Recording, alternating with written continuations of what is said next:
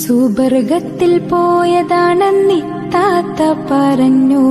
ഓത്തുപള്ളി മുല്ലക്കയും അതു തന്നെ പറഞ്ഞു. എവിടെയാണീ സുബർഗം? പടച്ചോനെ എനിക്കും നീ കാട്ടിത്താ സുബർഗം, എനിക്കും നീ കാട്ടിത്താ സുബർഗം. കിളിയേ ദിക്റ് പാടി കിളിയേ,